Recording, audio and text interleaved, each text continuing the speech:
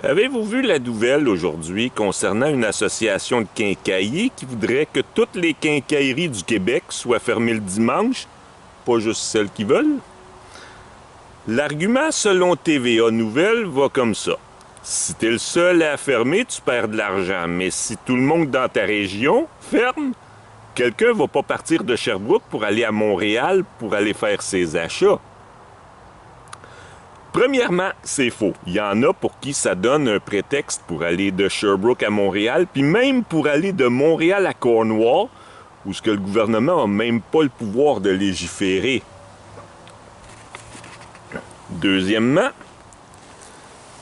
comme d'habitude avec ce genre d'argument-là, où on dit avoir à cœur les intérêts des travailleurs et ceux des petits commerçants, on passe complètement à côté des intérêts de ceux qui sont la raison d'être de l'existence de ces commerces-là. Les clients.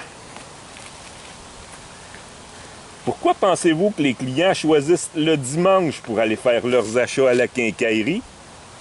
Bien souvent, c'est parce qu'ils n'ont pas d'autre choix. Ils travaillent 5 jours par semaine, puis ça laisse seulement les 2 autres jours pour aller faire leurs achats. Mais si on leur enlève un de ces 2 jours-là, déjà dans le contexte actuel du COVID, où ce qu'on oblige les commerces à faire des files d'attente soviétiques à l'entrée, le monde ne veut pas perdre leur temps à l'entrée.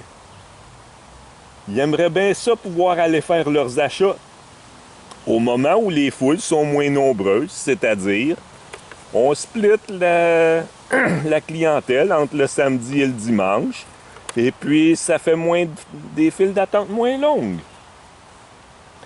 Fermer le dimanche, ça enlèverait cette possibilité-là. L'ironie dans tout ça, c'est qu'un propriétaire de petite quincaillerie qui, lui, travaille 6 jours par semaine dans son commerce, il se retrouverait à titre de client de d'autres commerces. Dans une situation où il ne pourrait jamais être capable de faire ses propres achats non essentiels si cette loi-là passe. La seule journée où il a le temps de le faire, il n'a pas le droit de le faire. Alors, qu'est-ce qu'il a gagné?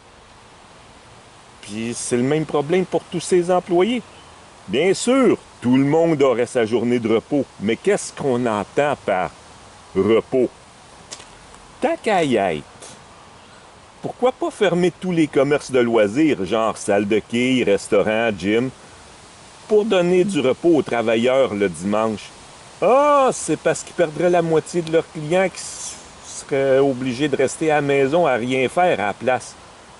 Ben, rester à la maison, être obligé de rester à la maison, là, moi, j'appelle pas ça du repos. J'appelle ça de la résidence forcée. C'est une sentence pour un crime. On appelle ça en anglais house arrest.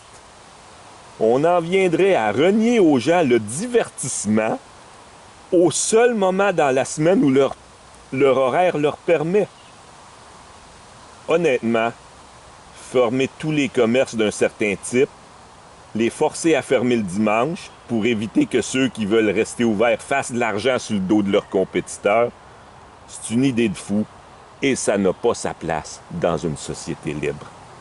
Merci.